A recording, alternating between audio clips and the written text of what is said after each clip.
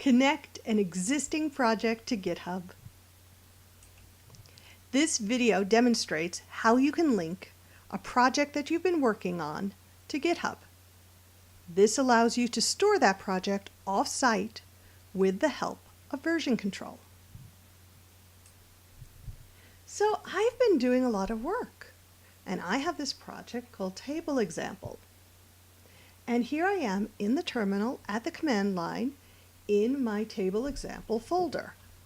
Let me print the working directory so you can see that the folder itself that's surrounding this is called Table Example. And inside it, I've got my source code and I've got my Xcode project because this is a code that I am developing on the Mac for iOS. However, what I'm going to show you isn't specific to the Mac or iOS. You can perform these commands for any operating system and any project. What I'm going to do is connect this project to an offsite version control repository. In this case, I'm going to host it on GitHub.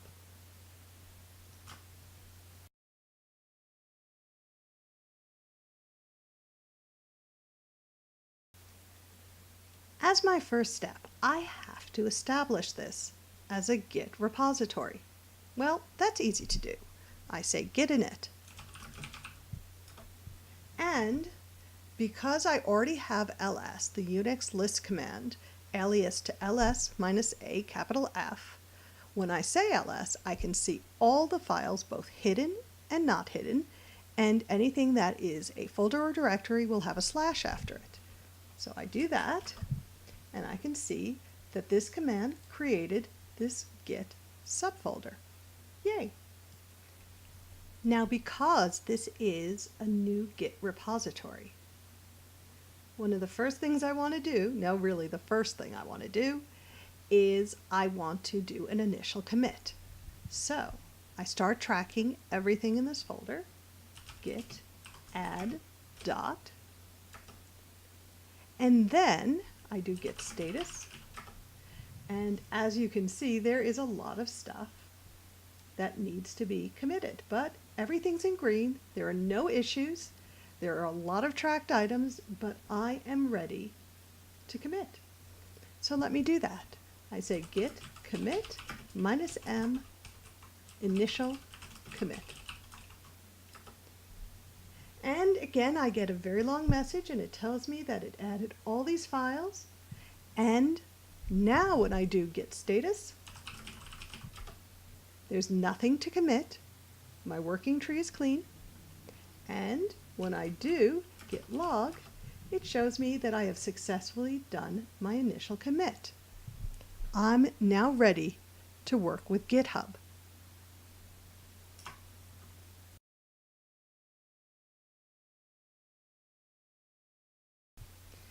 So I've got a repository on my computer, and now here I am at GitHub. So I start a project. I want to rename this Table View Example. And I'm going to skip the description now, but normally you would enter a description for your repository. This is a public document. I'm going to keep this public. But down here, where there are several options for using a README file, a gitignore file, or a license, I need to skip these. If you have an existing repository, skip these items and just go ahead and create the repository. And when I do that, instead of showing me a repository page, it shows me a whole list of setup items. Now, I already have a repository, so I don't need to create a new repository. Oh, here we go. Push an existing repository from the command line. And there are two commands here. The first one is a git remote command, and it explains how I add a remote GitHub component to my repository. And the way you do that is you add origin and this URL. Now, It may seem very weird to call the origin something that's stored off-site. After all, I developed this on my computer. But to anyone who's not me, because I'm creating this site, that is going to be the origin of all my published material. And because of that, the site at GitHub is the origin, not the material that I created on my computer. So I'm going to do that, and I can do that just with copy and paste. So here is my terminal, and I just copied that, and I paste it here, and let's see if my computer explodes. It won't.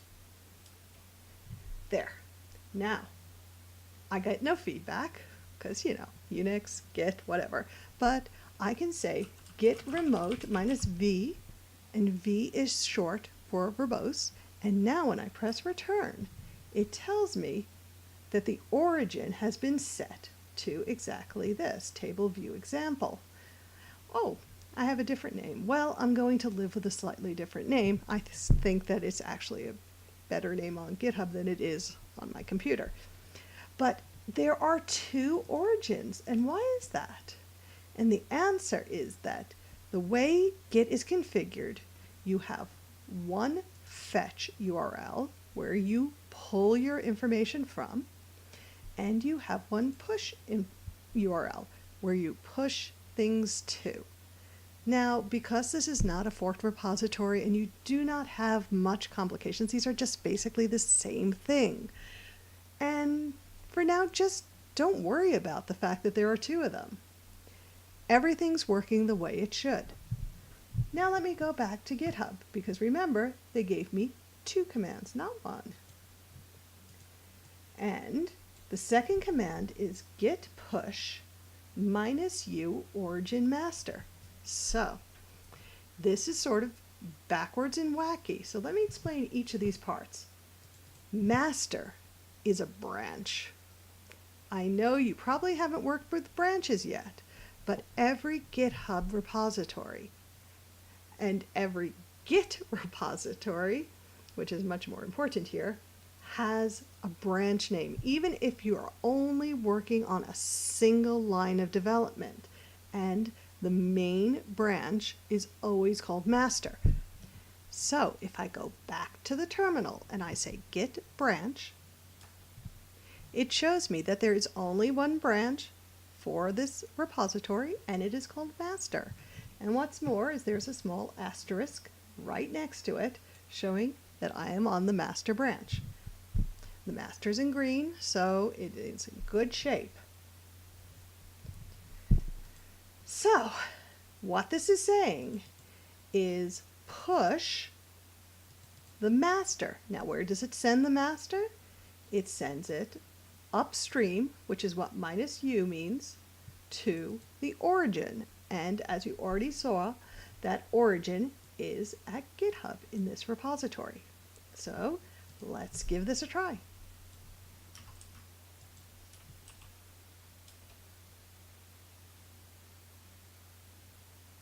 And it worked. Fantastic.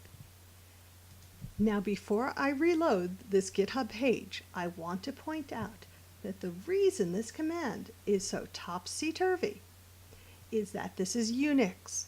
And Unix, you put the flagged items first, followed by the unflagged items. So you're saying git push from master to origin. And that's why origin appears first. It's just the way that Unix works.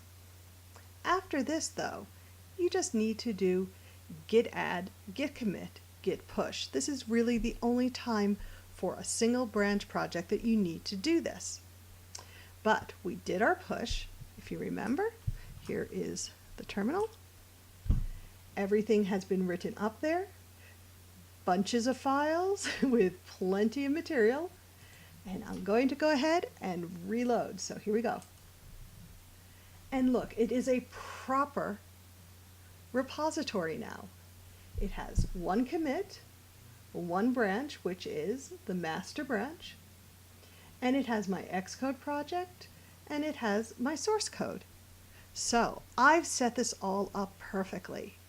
Now, if I want to go into Xcode and make changes, all I have to do is every time I make a significant and self-contained update to this project, I just track the new changes, commit them, and push them here up to GitHub.